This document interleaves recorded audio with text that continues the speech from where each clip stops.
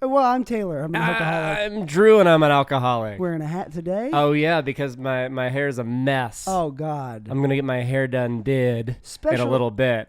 But that's good haircut? Yeah. Sober haircut? Yeah. You mean it? Man, I've been getting my haircut sober ever since I started being sober. Okay. Yeah. And before I only went to drunk hairstylists. Yeah. You sure someone... This was a sober guy. I was going to say something really mean. One guy, you know him. Like, he's in my sponsor lineage. Yeah. You sure the guy wasn't drunk when he cut your hair like that? I say that jokingly. You clearly have bedhead right now.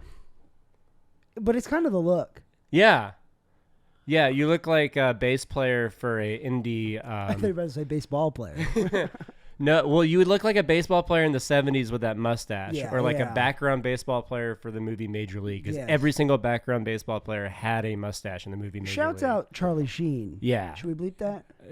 No, it's okay. We can shout out Charlie Sheen. Because I don't know if he's in recovery. I think he could be. I don't know. I'm not taking his inventory or anything. No, we can't. He has to decide. This is episode 6. Episode 6. Third one we've recorded. Special time of day this time.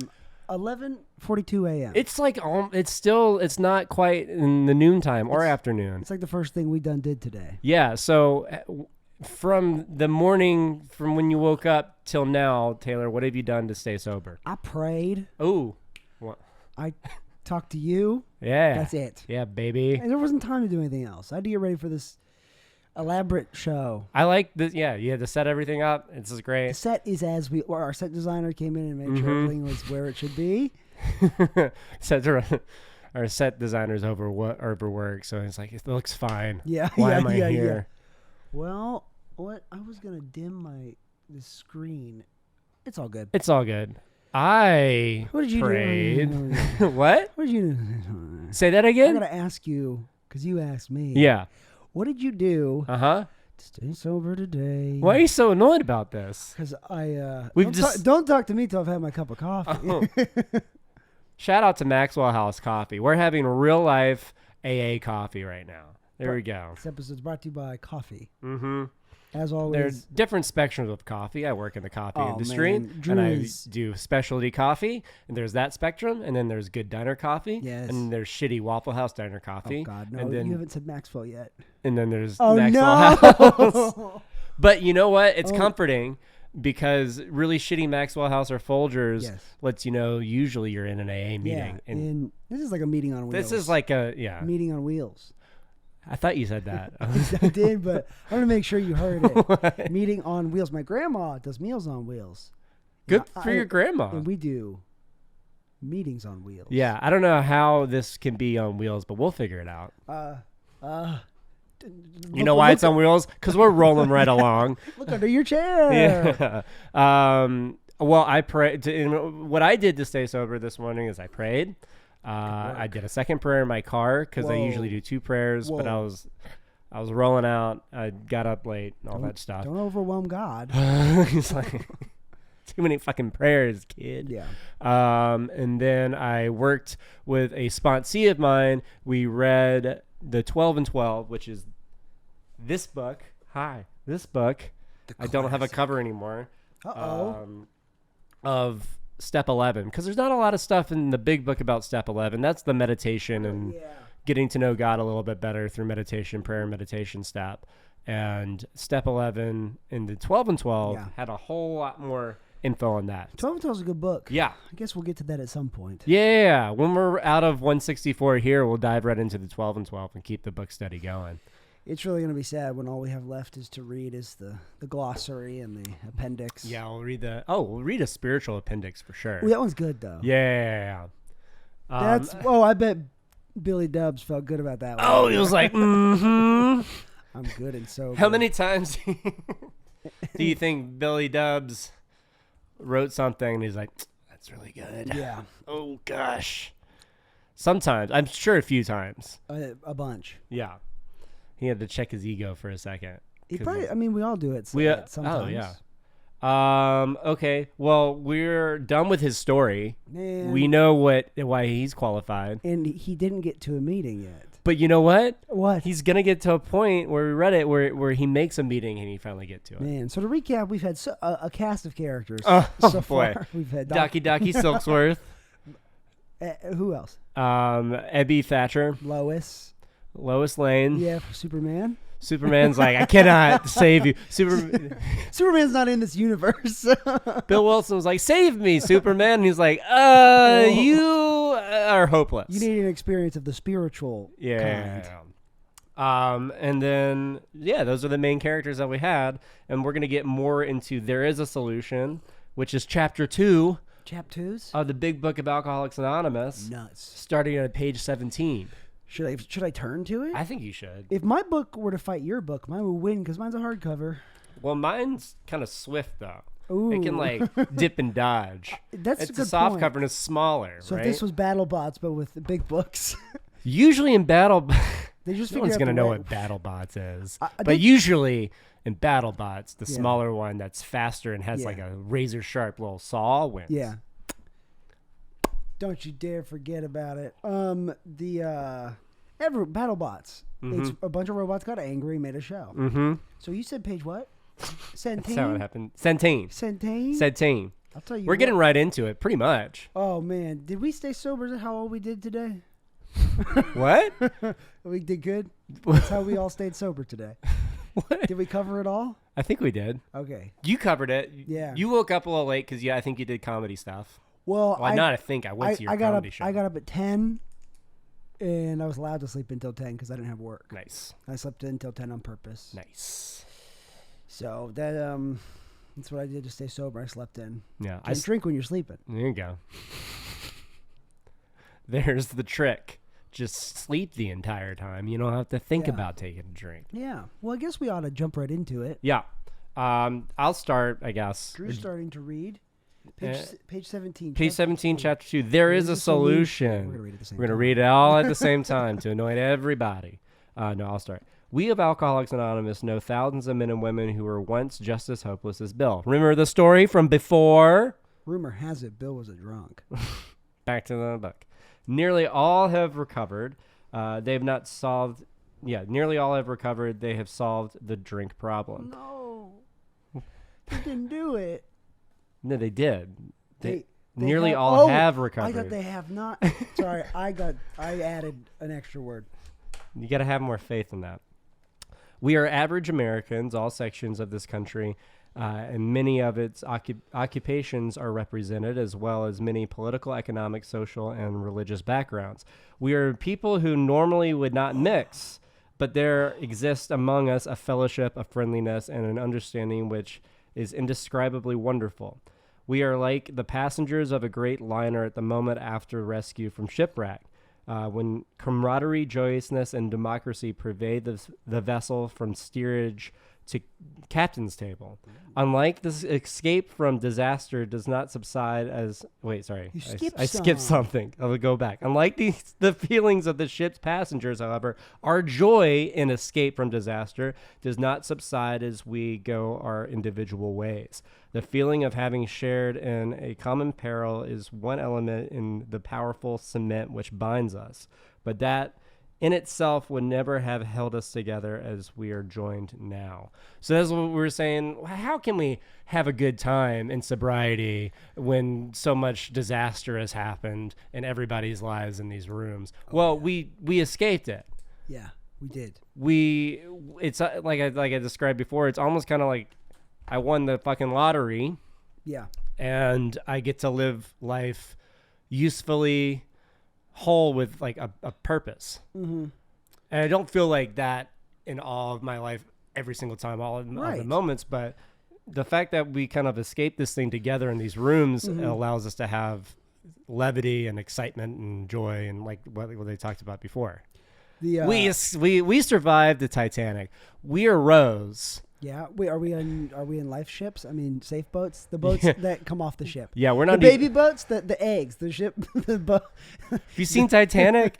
I was doing a Titanic thing. Yeah, but I was thinking of the lifeboats. Yeah. Like, okay, so we're not even Rose. We're we're Billy Zane. We're ship eggs. Billy Zane. Drew has this ongoing war with someone that looks like Billy Zane. In the rooms? I don't know if it's a word, but I just like, hey, that guy looks like Billy Zane. It's mental warfare. It said here about we are normally people that would not mix. Yeah. Oh, yeah. I was in a meeting the other night. And, you gotta save your kisses for later. I'm full of and it came up like it came up for me, just like we are not people that normally would mix. Like my first sponsor in Atlanta was a gay man in his 60s, and he had part of his intestine removed from drinking. Yeah. And the common thing was he didn't want to have any more of his intestines taken out, even though it might make you look a little more svelte. How'd you lose that extra 5 pounds? No organs. I'm all bone, baby. He didn't want to have his organs taken from him, and I didn't want to smoke crack anymore and drink. We both didn't want to die a slow, miserable alcoholic death. There it is. We want to die a prosperous, exciting, sober death. Yeah. We all have that common denominator of we're alcoholics and the fact that or addicts of whatever, like we have no control over the first drink that we read in the doctor's opinion. Once we take that drink or take that drug, we have no idea what's going to happen after that because we've lost complete control. It will get spooky. It will get spooky and not so fun. Yeah. But we also have the common denominator of getting out of that dark place and finding a much better place that we did not know existed. I didn't know existed. Yeah. And so because of that, we get to joke around and all that stuff. And again, I have friends that I would have never made in the real world. And not if I was not part of this program. Yes. I have freaking motorcycle riders. I have surgeons. There's unicycle riders. Probably. No, there is a guy that rides it's not a unicycle, but it's a one-wheel thing. And he gets that sucker going like 50 miles per hour, he says. Musicians who are way cooler than me, but we talk on the same level. Yeah. And that's pretty neat too. Yes. So that's all the things that are promised in this program. If you can just do a few simple things, 12 simple rules, really. Oof, oof, oof. That's the book calling us back. Where did I stop? However, our joy and escape, the feeling of having shared, or we just at the next paragraph. The feeling of having, I already did that. Yeah. We're back at the tremendous fact. The tremendous fact for everyone of us is that we have discovered a common solution, like we were just talking about before. We have a way out on which we can absolutely agree and upon which we can join in brotherly and harmonious action. Ooh, circle action. Okay. This is the great news this book carries to those who suffer from alcoholism. It's pretty good news. Yeah. The first paragraph of There Is a Solution says, there is a solution. There is one. An illness of this sort, and we have come to believe it is an illness, from the doctor's opinion. I agree with that. Yeah, me too. Back to the book. Involves those about us in a way no other human sickness can. If a person has cancer, all are sorry for him and no one is angry or hurt. Can you imagine if they were? What the fuck's wrong with you? Together. Oh, I will say, I'll talk about that You later. were mad at someone with cancer? No. But not so with the alcoholic illness, for with it goes annihilation of all things worthwhile in life and engulfs all whose lives touch the sufferers. It brings misunderstanding, fierce resentment, financial insecurity, disgusted friends and employers, warped lives of blameless children, sad wives and parents. Anyone can increase the list. My sponsor said, underline this. These are the anti-promises. This is what happens when you go back out. You get all these things. I don't want them. Yeah, No, but thanks. that's what you get. The opposite of God gives those to you. I will say the getting mad at someone with cancer can be funny, but I just got over my nicotine addiction to dipping, which is fantastic.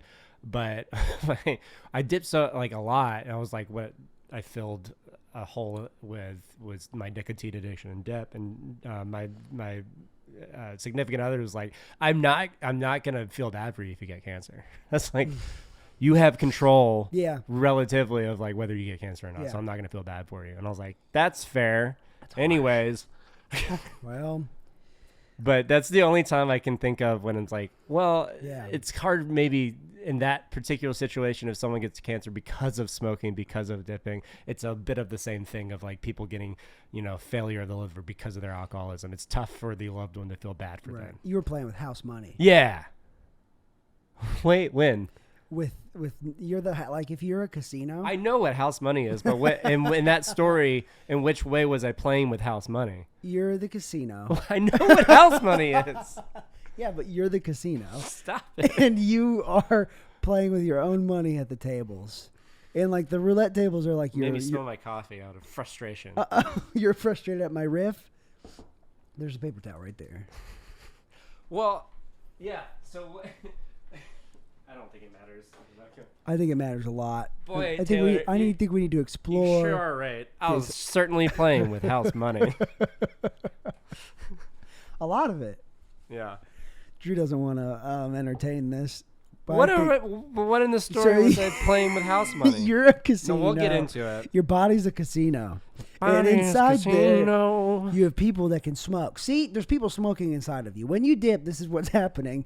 You've got old people inside of you smoking cigarettes, slot machines. And then there's like pit bosses and stuff. Yeah, and this is like my organs. Yeah.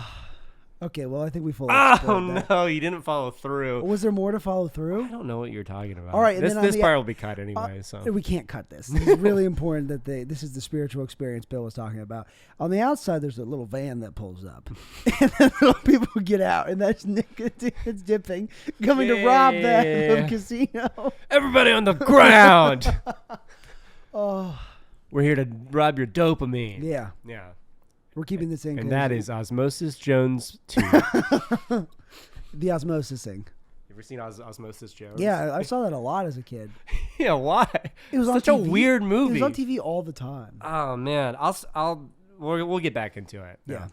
We'll pause because this shit will be cut like crazy. Please don't cut this part. This part really made me happy. Pause. Hey Taylor, you want to continue? Where were we? We hope this volume. And then one day, Bill Wilson stumbled into a casino. No, that's not what it says. That's not what it says at all. Kathleen, please don't cut this. We really need it because I want people to know we're having fun here. Okay. Taylor, you want to continue? Yeah. We hope this volume will inform and comfort those who are or who may be affected. There are many. Highly competent psychiatrists who have dealt with us have found it sometimes impossible to persuade an alcoholic to discuss his situation without reserve.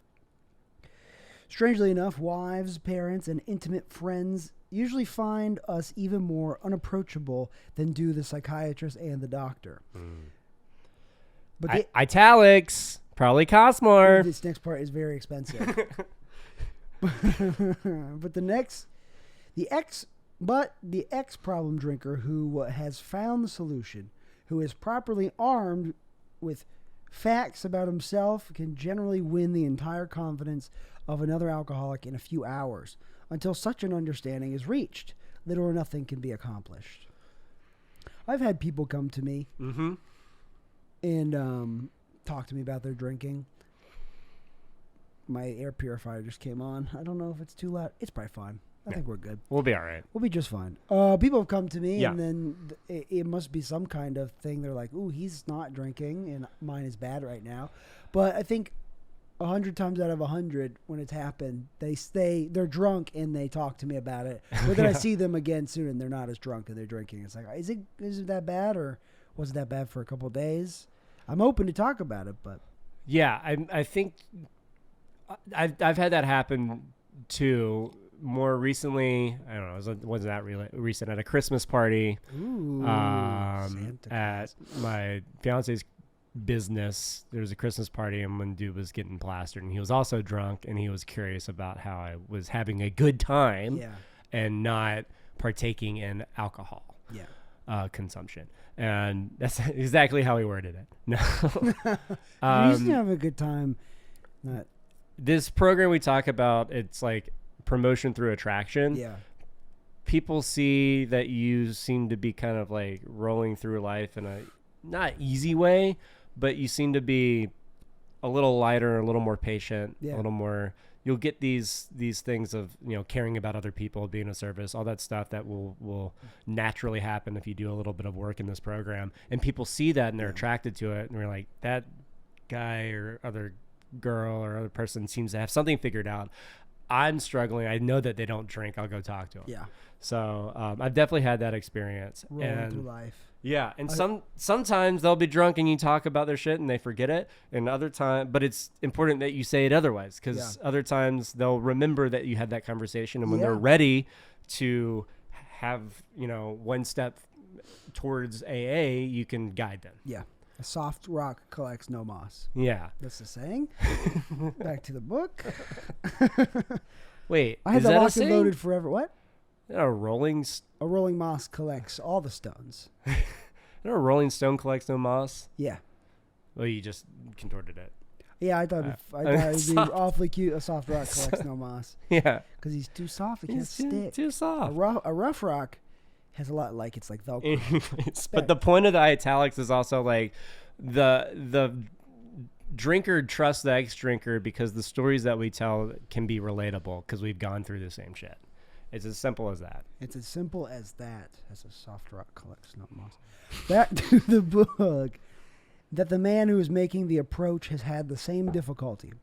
That he obviously knows what he is talking about. That his whole deportment shouts, not department. Deportment. That his whole deportment shouts at the new prospect that he is a man with a real answer. That he has no attitude of holier than thou. Yeah. Nothing whatever expects except the sincere desire to be helpful. 12-step stuff, kind of. Mm-hmm. That there, even though it didn't exist yet, but it will later in the book. It's coming. Back to the book. That there are no fees to pay, no axes to grind, no people to please, no lectures to be endured. These are the conditions we have found most effective. After such an approach, many take up their beds and walk again. So that's a nice little promise at the end of that paragraph. Deportment, as a definition, means a person's behavior or manners. Yeah. Welcome to the definition corner. Yeah. I thought maybe we should do more research before an episode, but then I also thought, A, I don't want to do that, and B, this is how I would do it by working with like another like sponsee or like going through a book study, is I would look up something on my phone and move on. The internet is at our fingernails. This is as true to how we do things as possible. It's true to life as it ever were. Same as it ever were. Yeah, I was thinking that same thing when I said it, because that is The Cars. Oh, man. Come on. Talking Heads. David Byrne? Yeah. That's who that is. Yeah. Sometimes I wear a big giant blazer and everyone's like, David Byrne? Like, no. He's my dad. I'm David Byrne's my dad. David Dern. Please call me Mr. Byrne. David Byrne's my dad. Okay, back to the book? Yeah, I can pick it back up. So it's making a big old promise being like, hey, trust. Back to the holier than thou thing. If somebody approached me with like, you know what you gotta do, with like tone of like what I do. Yeah. Like if somebody's like Gwyneth Paltrow, she's in with a that lawsuit shit right now. I know. You know that? She's getting sued. She's getting sued for $300,000. Time sensitive stuff here. She's countersuing for $1 plus attorney's fees, and that made me laugh so loud and abruptly. It's the whitest thing I've ever heard of. A skiing hit and run. Anyways, people don't like Gwyneth Paltrow because she's holier than thou, right? Yeah. She thinks she's better. She gives an air of thinking she's better than everybody else, and they're like, ugh, give me a break. I'm mad she never pursued being Mrs. Iron Man more. Yeah. She was pretty much Mrs. Iron Man. Yeah, but she didn't dress up as Iron Woman or anything. Yeah, she did at the end. Did she? Yeah, when they all did it. Oh, yeah. Yeah, she did. You're right. Anyways, if somebody Gwyneth Paltrow's me into this stuff, I'm not trying AA. Yeah. Does that make sense? Or like when people share and for some reason early on, someone said like sharing, sometimes people will share like you instead of saying I always try to speak from I'm doing this. Yeah. I, whatever this. What's sometimes I say we, Yeah. and then I have to stop myself and be like, not everyone feels this way. Yeah. So when I'm sharing, it's like, I feel this way. This is my experience. Yeah. It probably connects with somebody, but it probably doesn't connect with everybody. Yeah. So that's the keeping yourself from being holier than thou. Mm-hmm. And it's easier said than done sometimes because you can be feeling yourself in this program sometimes. Yeah. All right. back to it. Just don't be a Gwyneth Paltrow about it. Maybe a little if you want. Maybe that keeps you sober. Well, I mean, you're a little Gwyneth Paltrow about it because you're a hot little blonde. And I'm 5'4". Yeah. I'm not 5'4". I didn't mean that. Cut that, please. Kathleen, cut that. Or Drew, cut that. Whoever's listening to this we're right keeping now. that in. Cut. No. Short king. Okay. If you keep this in, we keep the casino riff in. Short kings for life. I'll go back. None of us make sole vocation of this work, nor do we think its effectiveness would be increased if we did. We feel that elimination of our drinking is but a beginning. A much more important demonstration of our principles lies before us in our respective homes, occupations, and affairs. Little foreshadowing to step 12. Carrying these steps in all our affairs. Don't spoil it. I said foreshadowing. Oh, that's not spoiling. That's not spoiling. That's like a sprinkle. That's a of little spoil. wink. That's a little sprinkle wink. All of us back to the book. All of us spend much of our spare time in the sort of effort which we are going to describe. A few are fortunate enough to be so situated that they can give nearly all their time to the work. If we keep on the way we are going, there is little doubt that much good will result, but the surface of the problem would hardly be scratched. Those of us who live in large cities are overcome by the reflection that closed by hundreds are dropping into oblivion every day. It's much more now. Oh, so many more now. Yeah. Many could recover if they had the opportunity we have enjoyed. How then shall we present that which has been so freely given to us? Do you think pirates would have benefited from AA? Yeah, they wouldn't have been. Maybe they would have been as colorful. They could have had like meeting. It's all dudes on there. They could have really. They could have had like meetings on the ship. Yeah, and I feel like if pirates were sober, I don't know. Maybe they could have had more organized attacks. Yeah, and really fucked up with the British Armada up. Maritime. Yeah. Do you think like maritime seamen? Oh. Kathleen, cut the heck out of that. That's disgusting. Acting like she's editing. I don't know who's editing. I'm editing it. Drewleen. She just tells me what to do. Okay, I have a question. Is Kathleen just you in a wig in classes? I'm like Norman Bates. I don't have a sister that produces podcasts. Yeah. Yeah, I don't know. Do you think pirates would have been able to like separate? Like, this is our job. We have to do pirate stuff, but we're sober now. Yeah, like they have to steal just the gold. Maybe they steal. They don't do like all the mean stuff. Well, I don't. They wouldn't be privateers if they did the steps, because they would be living in brutal honesty. Yeah. And so they would have to ask for the stuff instead of stealing the stuff and taking it from. Man.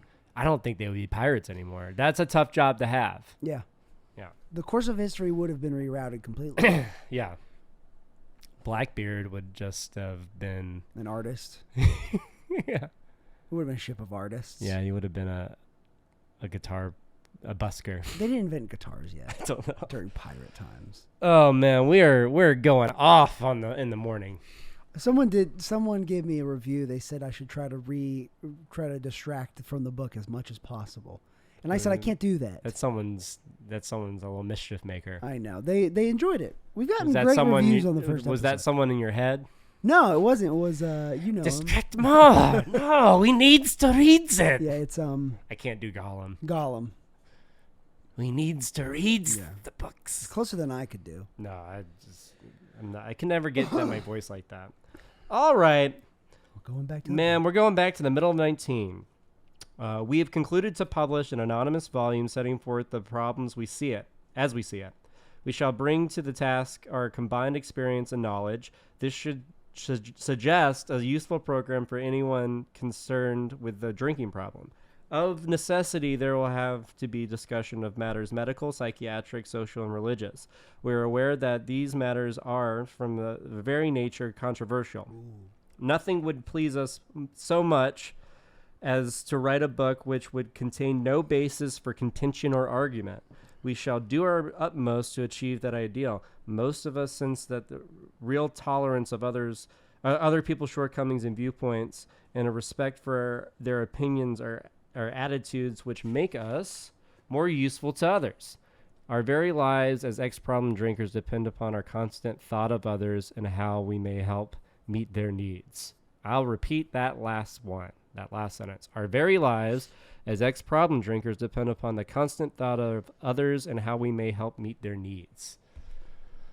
Yeah. Show up and be a service, God damn it. Foreshadowing, number 12.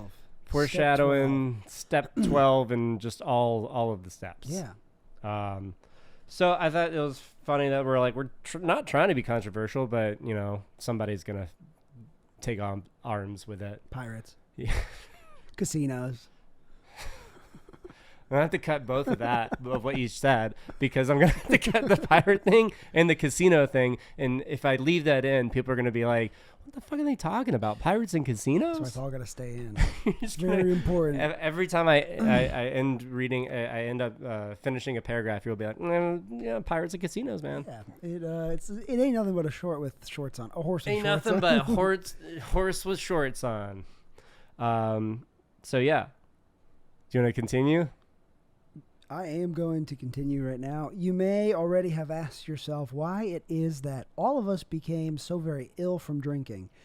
Doubtless you are curious to discover how and why, in the face of expert opinion to the contrary, we have recovered from a hopeless condition of mind and body.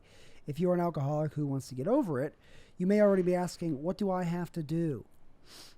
We'll tell you. Yeah, well, be patient. We'll tell you. It is the purpose of this book to answer such questions specifically. We shall tell you what we have done. Before going into a detailed discussion, it may be well to summarize some points as we see them. How many times people have said to us, should I do the Gollum voice? How many times people have said to us, I can take it or leave it alone. Why can't he? Why don't you drink like a gentleman or quit?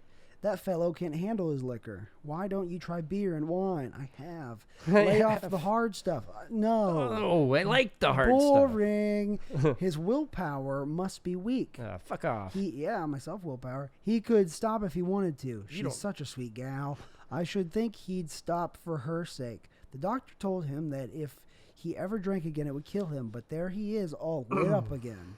I do like how Bill included like modern day terminology. Lit up. Yeah. Lit. Yeah. People getting lit. Yeah. Yeah. Bill knew. This beer is too bussin' for him. Dead ass. Dead ass. Man. He's got such drippy fits. Why does he? For real. Back. Yes. A little pause. I'm sure that you've heard some iteration of these questions of like, what's wrong with this dude? Yeah. Or like everything, he has everything to gain. Yeah.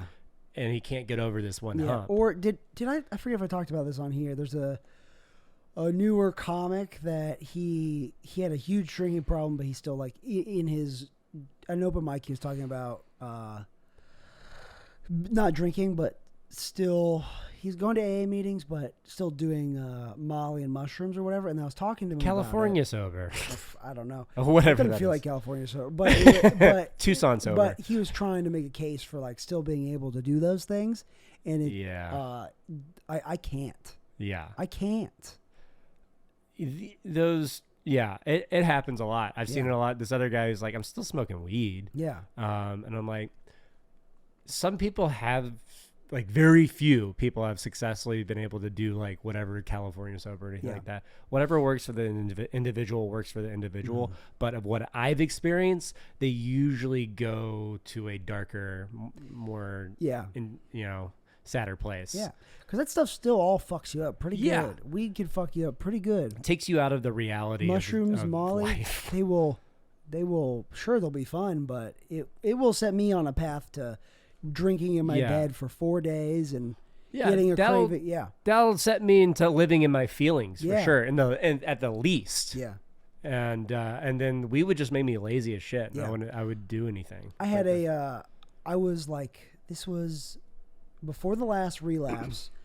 I had like a week sober or whatever, and I was like, I'm going to do it this time, whatever. But then I was in my client's house. He was a gay man. Yeah. And it was like a Monday. So he had it seemed like he partied all weekend or whatever, and he had poppers out. Oh. And I was like, and then I went and like smelled it. I was Peppers. like, this is not. This is bad.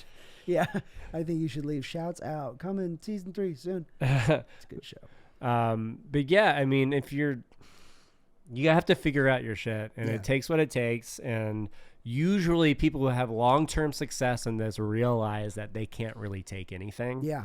But going back to these questions of like, what's wrong? It's like a normal person not understanding the disease that we've described already in the doctor's opinion of Alcoholics Anonymous. I tell if I have like a sponsor or anybody in the program that's like kicking themselves or getting hard on themselves, not accomplishing this, that, or the other, or having like, I don't know why my parents just don't understand, or like my loved ones don't understand. I'm like, you got to differentiate your alcoholism with your own personality and self. There's a separation, and that's what we talk about. What I was talking about when I was like, most diseases people will feel sorry for you. This disease they won't, because they cannot in their brains differentiate your alcoholic disease because they don't see it as that. They just see you as being, a weak-willed pussy. Self-destructive. Is that an AA hat? Oh yeah, I'm wearing the Easy Does It hat. Oh, I know, isn't it cool? It's really subtle. Where'd you get it? It's it just, I don't think they even meant for it to be a hat. It's Katin is the. I saw insert name here wear it, and I was like, "Where'd you get that? That's awesome." Yeah. Corn Cob. I saw Corn Cob wear it. Trying to figure out who it is. I'm not going to be able to figure out from that hint. It rhymes with corn cob. Oh, okay. Yeah. Like just the second part? What? The second part? The second part. Okay, yeah. No. Anyways, I like it. It's a good hat. Yeah, thanks, man. But yeah, that differentiation between your own self and your own alcoholism, we can see that. We talk about that. But normies out there, I'm like, assholes drinking again. Like close friends I've had. Close friends will feel bad and they'll be like, I've been worried about you, or I've been thinking about you, or whatever. And they'll get it more than, or at least they can try to understand more. Yeah, they'll really sweet friends will empathize the best of their ability, which is great. But if they're not alcoholic, they won't understand. Yeah. Or an addict, they won't understand fully. Triple agree. Yeah, and that's why we're here talking, and that's why we go to meetings. Yes. All right. You can continue on to now there are commonplace. All right. Back to it. Back in the saddle. Back of the book, page 20. If this were a horse, I'm getting back on it. Yep. Now, these are commonplace observations on drinkers, which we hear all the time. Back of them is a world of ignorance and misunderstanding. We see that these expressions refer to people whose reactions are very different from ours. Moderate drinkers have little trouble in giving up liquor entirely if they have good reason for it. They can take it or leave it alone. Then we have a certain type of hard drinker. He may have the habit badly enough to gradually impair him physically and mentally. It may cause him to die a few years before his time. If a sufficiently strong reason, ill health, falling in love, change of environment, or the warning of a doctor, don't do it. That's my impression of an old doctor. And this is me wagging my finger. Don't do it. He's like the ghost of Jacob Marley. He's a doctor, but also a ghost. Doctor becomes operative. This man can also stop or moderate, although he may find it difficult and troublesome and may even need medical attention. Here comes the big one. Here it is. This is.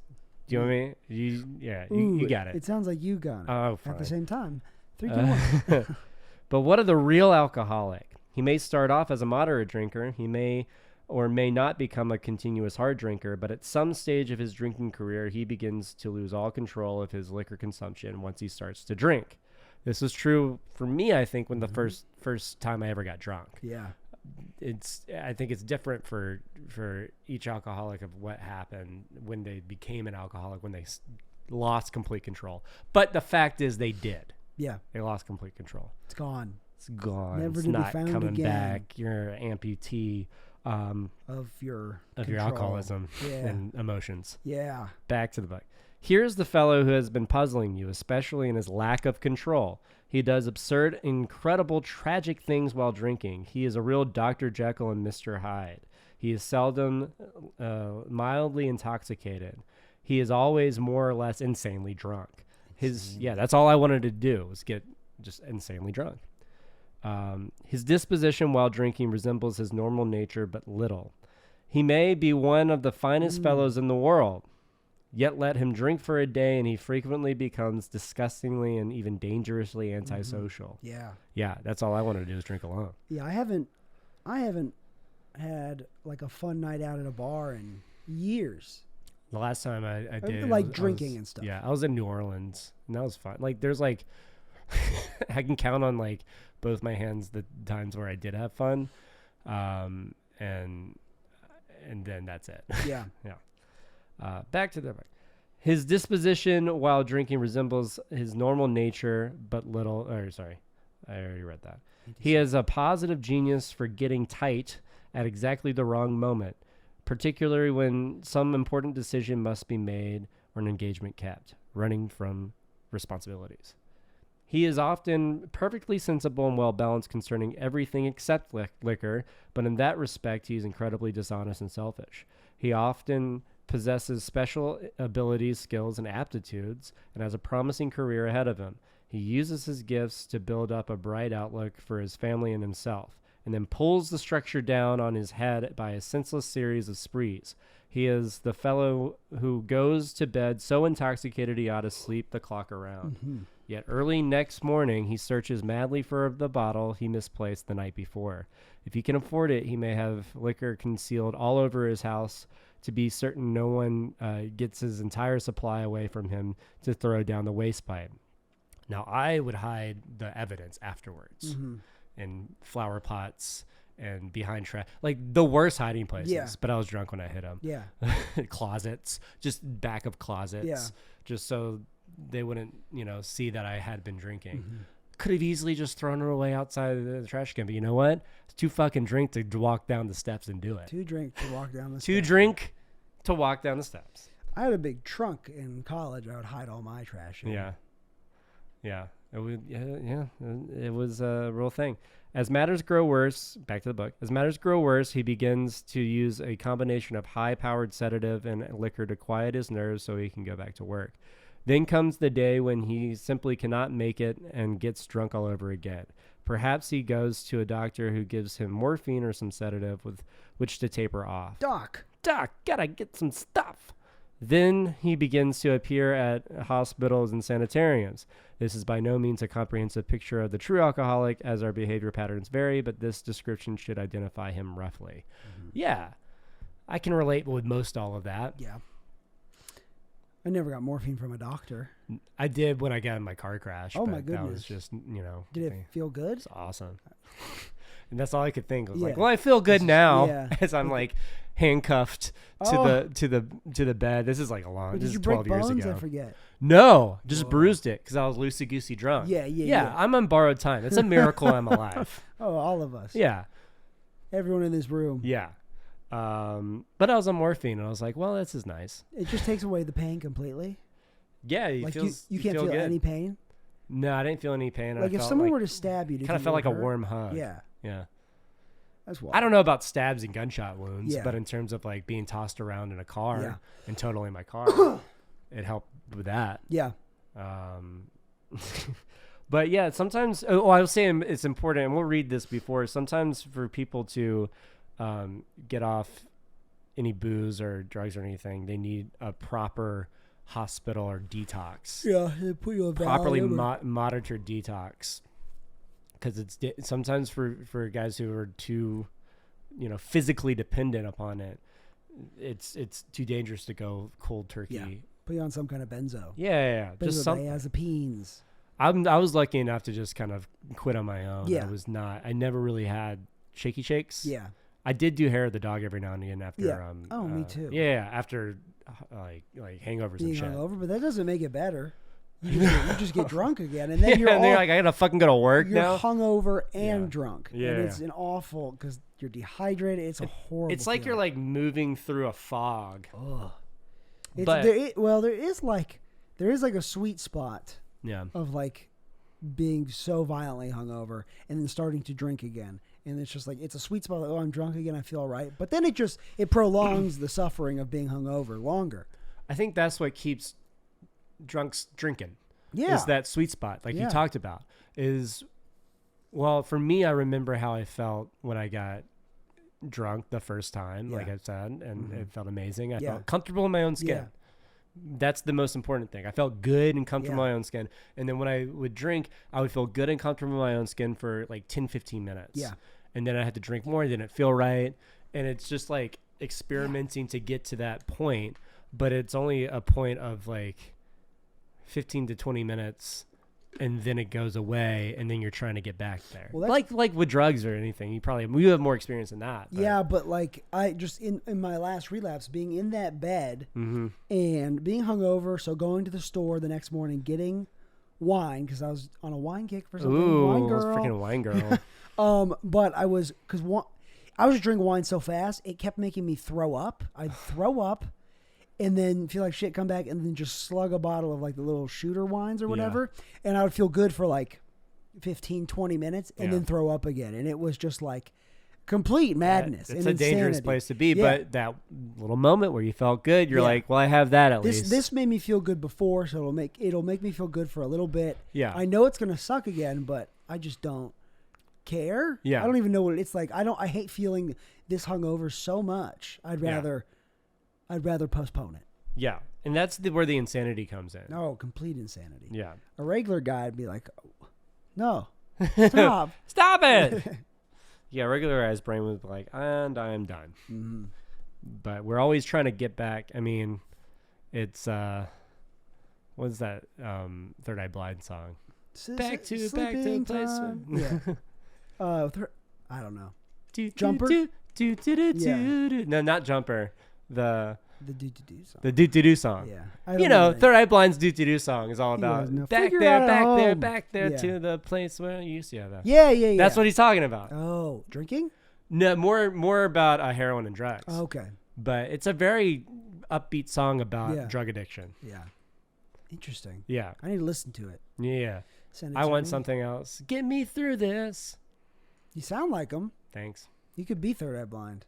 Yeah. Third Eye Blind cover Got band. a very 90s voice. That's perfect. You would have worked. Anyways, we'll go back to it. Where did I leave off? Sanitarians by no means. Yeah. Why does he behave like this? If hundreds of I'll reread it. Why does he behave like this? If hundreds of experiences have shown him that one drink means another debacle with all its attendant suffering and humiliation, why is it that he takes that one drink? Why can't he stay on the water wagon? What has become of the common sense and willpower that he still sometimes displays with respect to other matters? Perhaps there never will be a full answer to these questions. Opinions vary considerably to why the alcoholic reacts differently from normal people. We are not sure why. Once a certain point is reached, little can be done for him. We cannot answer the riddle. We know that while the alcoholic keeps away from the drink, as he may do for months or years, he reacts much like other men. We are equally positive that once he takes any alcohol whatever into his system, something happens, both in the bodily and mental sense, which makes it virtually impossible for him to stop. Mm-hmm. The experience of any alcoholic will abundantly confirm this. Yeah. I'm an alcoholic, and I confirm this experience. Me too. Yeah. It is. It feels impossible. I don't know when it's going to end. Yeah. And it's bad. I know what I need to do because I've been to AA. When I've relapsed, I've been to AA. I know what I need to do, but I have no control in that moment. I'm going to stop right now because this is bad again. And it needs to, for some reason, my track record is I need to do this for 4 days before I get it out of my system or something. Anytime I could stop, it was like maybe like a one or two times I could stop. I was so angry because I was not to the place where I wanted to be. Mm-hmm. Third Eye Blind. Yeah. It's a way to tie it back. Yeah. We're cutting that riff. If the casino riff gets cut, we cut the Third Eye Blind. Can we? I don't know if no one really. Not enough people listen to this. We can use a Third Eye Blind song to lead into the show. Yeah. Oh yeah. Can we play? It might get taken Semi-Charmed Kind of Life. It might get taken off a Buzzsprout. Well, we'll do like almost Semi-Charmed Kind of Life. We'll do. You'll just sing it. Yeah. La la la. Is that the song? Oh no, that's the outro. Yeah. Stoop, stoop, stoop, stoops, to doot, stoop. Okay. All right. We'll get to a stopping place. We're at 51. I want to get to right the now. middle of 24. That's my goal. Okay. I might have you read it, but we're going to continue. I have something after the outlined. italics. Yeah. So it's going to be great. We got to After get to the middle of italics. 24. We Yeah, got yeah. to. It's gonna happen. Back to the book. These observations would be academic and pointless if our friend never took the first drink, thereby setting the terrible cycle in motion. Therefore, the main problem of the alcoholic centers in his mind rather than his body. I'll repeat it. Centers in his mind rather than his body. If you ask him why I love this part, by the way. If you ask him why he started on the last bender, the chances are he will offer you any one of 100 alibis. Sometimes these excuses have a certain plausibility, but none of them really make sense in the light of the havoc an alcoholic's drinking bout creates. They sound like the philosophy of a man who, having a headache, beats himself on the head with a hammer so that he can't feel the ache. But if you draw this, like pretty much as you're describing your wine situation. Yeah. Yeah. But if you draw this fallacious reasoning to the attention of an alcoholic, he will laugh it off or become irritated and refuse to talk. Once in a while, he may tell the truth. And the truth, strange to say, is usually that he has no more idea why he took the first drink than you have. Mm-hmm. I love that line. Yeah. That is everything. Yeah. I have no idea. Yeah. And that's the insanity, or that's the problem with the mind that we have. Yeah. I don't fucking know. It like when I was talking to Tony Stark. That's the rhyme. You can figure out about the next part. Okay, cool. Yeah. On the phone the other day about like when I've noticed the past 1 million relapses I've had. It's always this, and especially as I relapse more, it was always this feeling in my gut. And like it was like I don't want to feel this way. I want this feeling to go away. Yeah. And as the feeling got stronger, it's like the only thing that I'm going to be able to stop this feeling is to drink. Yeah. And it's like I don't want to feel this way. I don't want to do this. Okay. I wish I could say I don't want to do this to me. I don't want to do this to you. Like you see me doing this. I don't want you to feel this way. But the only cure, I don't have a spiritual solution right now. So I'm going to pour booze on it. Yeah. I'm going to run away from the problem. Yeah. It is like I want to run away from this feeling. Yeah. And the only thing that makes me speedy quick away from this feeling is booze and crack cocaine. Yeah. And the beauty of this is there's another way now. Yes. So we're going to feel not great sometimes. Mm-hmm. And when we feel not great and are living in our feelings and our emotions, we can do the actions in the program. But doing these actions for me is, even if I feel like garbage in my regular life, something's going that way, that feeling of craving doesn't even present itself. No. I have a set of tools I can do where it just like satiates that, and I don't experience this feeling of, for me, it's a feeling of craving. It's a physical sensation that I get. That goes away when I'm doing these things. When we check in, we're like, what do you do to stay sober today? And we do these small things. Yeah. We do those small things consistently so that experience of craving does not come back. Yeah, because I obviously there's stuff I can do. It doesn't come back if you do it. But I don't want to even get to that place where I experience the phenomenon of craving before even drinking. Yeah. It's that's the miracle, is like that obsession of the mind goes away. Yeah. We'll talk about it in the 10-step promises. Yeah. And then when you're doing all this stuff, it is like your body's a casino. But everyone wins. It's going to be hard for me to like edit the long casino story. Yep. And then you'll have anyways, we're going to move on. Let me see. And we're going right back to 23. Some drinkers have excuses with which they are satisfied part of the time, but in their hearts, they really do not know why they do it. Once this malady has a real hold, they are baffled a lot, and also baffled a lot. There is the obsession that somehow, someday, they will beat the game, like in a casino. Mm-hmm. But they often suspect they are down for the count. Like in a casino. How true this is, few realize. In a vague way, their families and friends sense that these drinkers are abnormal, but everybody hopefully awaits the day when the sufferer will rouse himself from his lethargy and assert his power of will. Do you want to finish us out? Wow, if we're good. Yeah, I do. The tragic truth is that if the man be a real alcoholic, the happy day. The tragic truth is that if the man be a real. Sorry, I didn't listen when you were reading that last paragraph. Yeah, you want me to read the last paragraph? Yeah. How true it is. We're going back to the last paragraph. It's small. Yeah, bear with us. How true it is if you realize in a vague way their family. And then you're just stumbling over the words. This is funny. Okay, we got it. How true it is.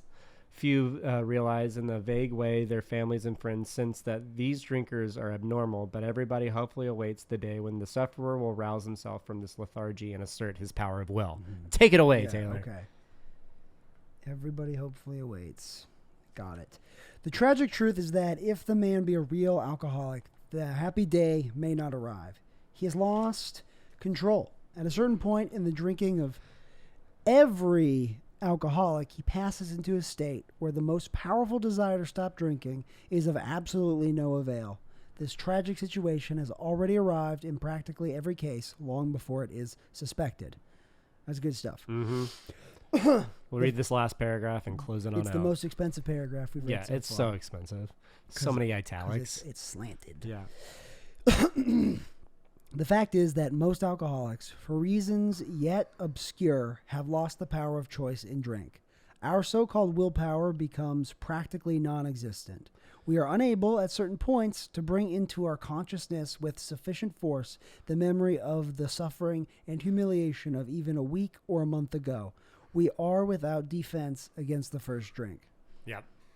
We're like the Atlanta Hawks against the first drink. Yeah.